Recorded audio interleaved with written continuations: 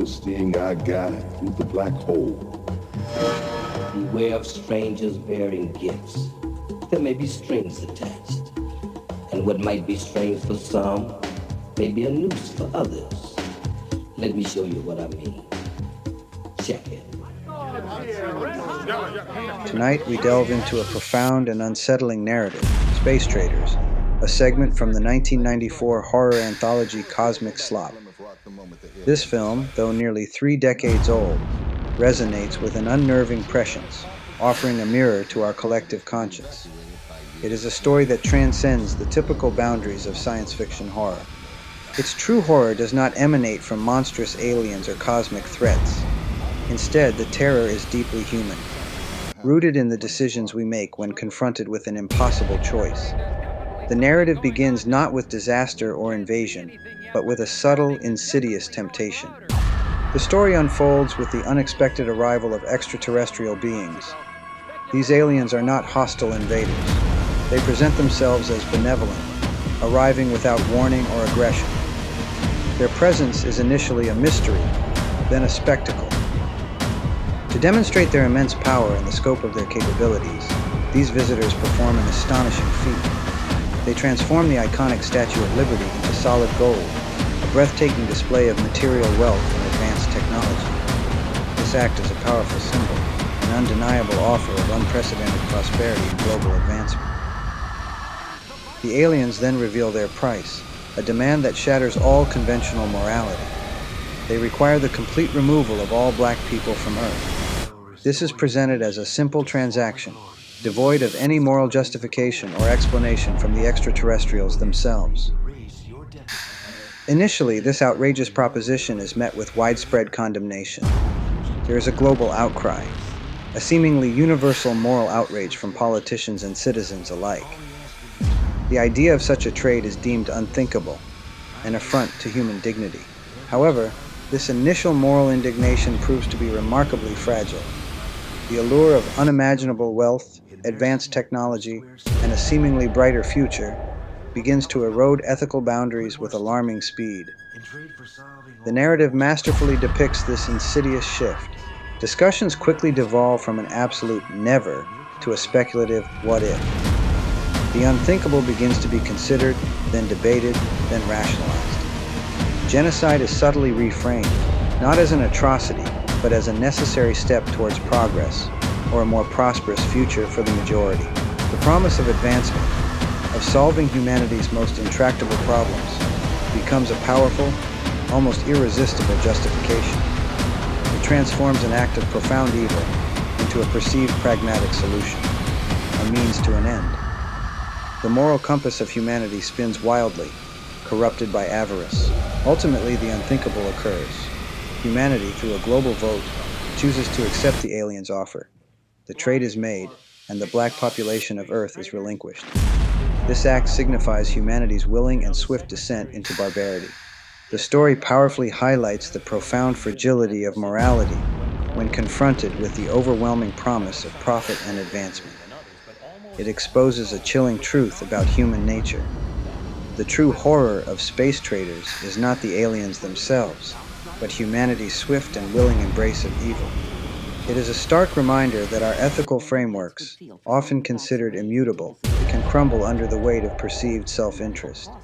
The film forces us to confront the uncomfortable question of what we, as a species, are truly willing to sacrifice for material gain. For black viewers, the ending of Space Traders is rarely a surprise. Instead, it often serves as a grim confirmation. But, how can I put this delicately? Their future electoral clout is going to be severely limited. And Casper, let's be honest. Do you really think the aliens will treat them worse than we have? No, the real issue here is spin control. A chilling echo of historical patterns and lived experiences. The narrative taps into a collective memory, a deep-seated understanding of broken promises and performative moral posturing. It reflects the quiet, insidious betrayal that has historically... Gentlemen.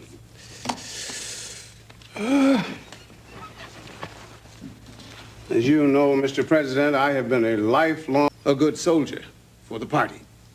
I sincerely believed, and still believe, that black people need to learn how to stand on their own 2 feet without the crutches of governmental legislation. But I'm afraid I must protest in the strongest terms possible what I've heard in this. Their planet might be one great big Club Med for all we know. Sam, we do not even know if these creatures Historically followed such scenarios for marginalized communities. The film's most haunting line, "They're using them like a cookbook," encapsulates a core horror that resonates deeply.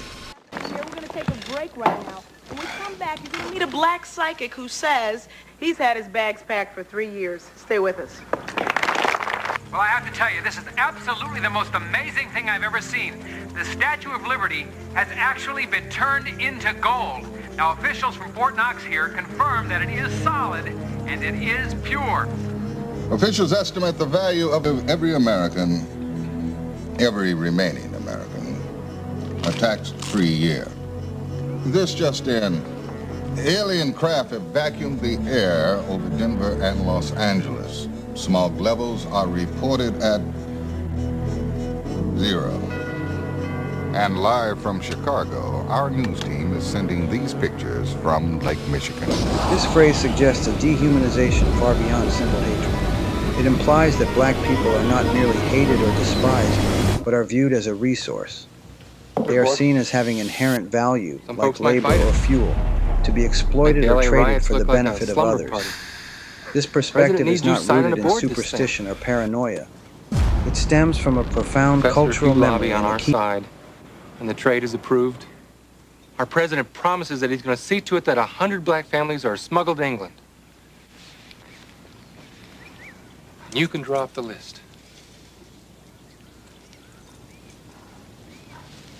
I gotta go.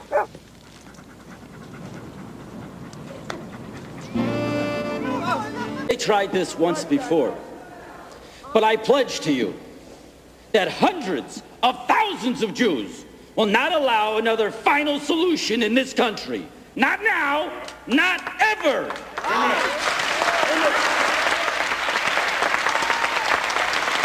You just know once we gone, you all are next. Latest tracking polls indicate support of the trade at 40%. The melanin content of 2,500 milligrams per square centimeter that the traders requested roughly corresponds to a light... To be an ordinary paper bag?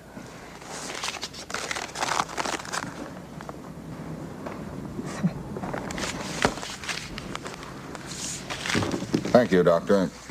In other news, government sources confirm that France, England, and Germany have offered...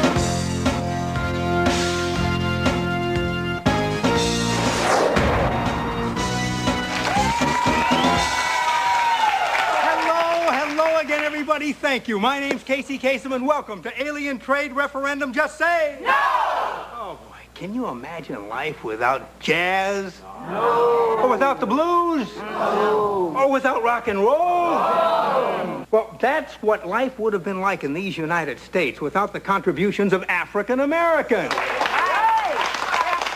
If this referendum passes, and we vote to send dark-skinned people up into outer space, tell you one thing, you can forget about ever seeing another dream team again.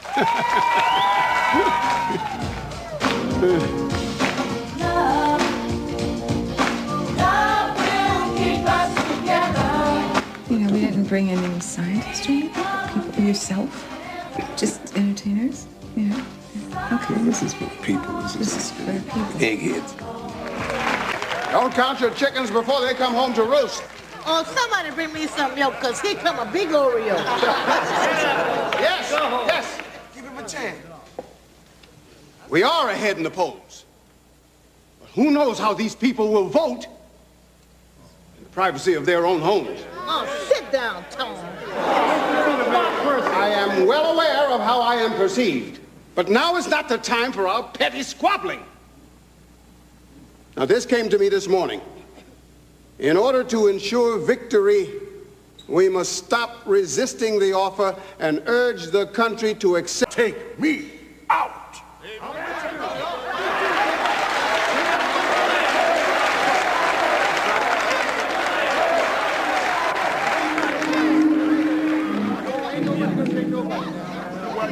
Yes.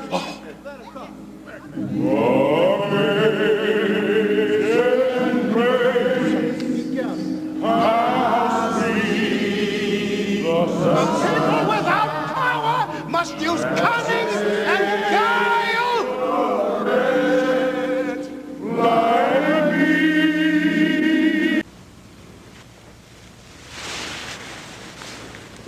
Wait.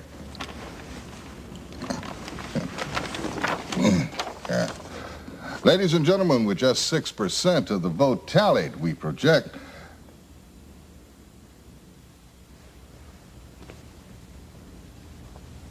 that the referendum will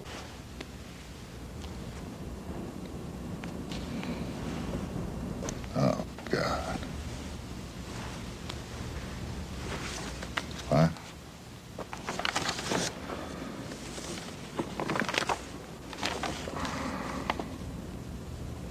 Collection centers will be set up tomorrow morning by the National Guard. Per person.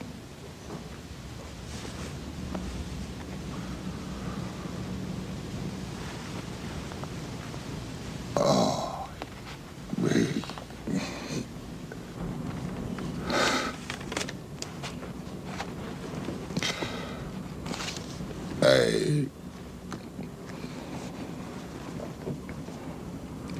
This is Bernard Shields.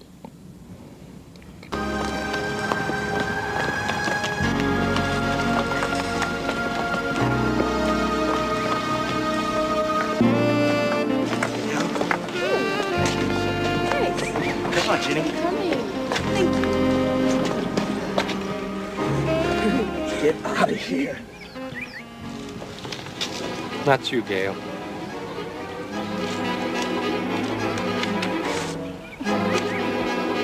Promise is a promise.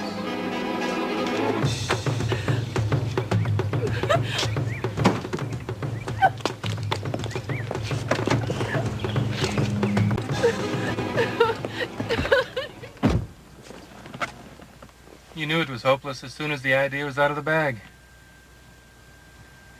Didn't you?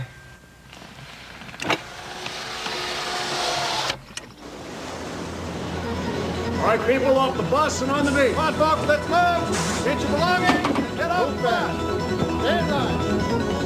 Come on, you heard him. Right to the right. You heard him. You're a fellow. Let's go. Off the bus and on the beat. Now, just follow along. Move, go. Move.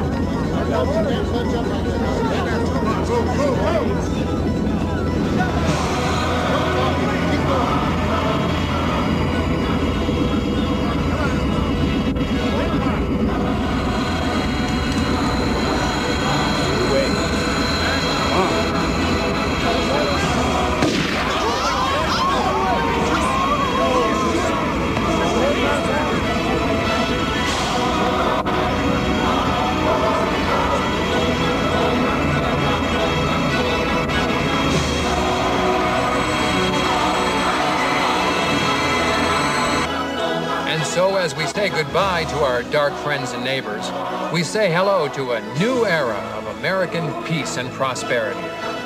For World News Now, I'm Stryker O'Rourke.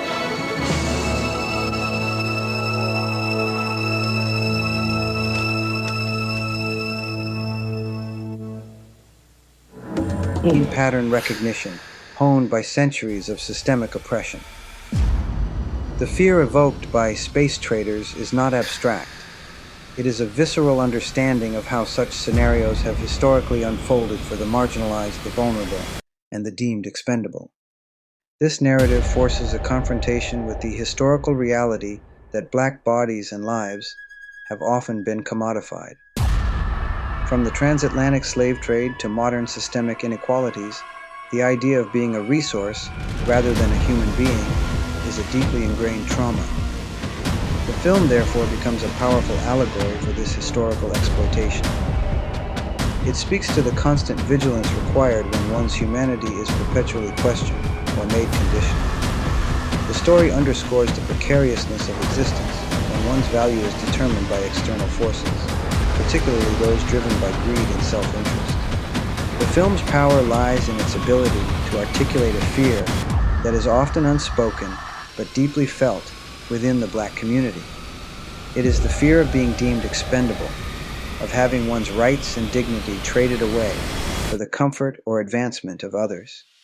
This is not a hypothetical fear, but a historical reality.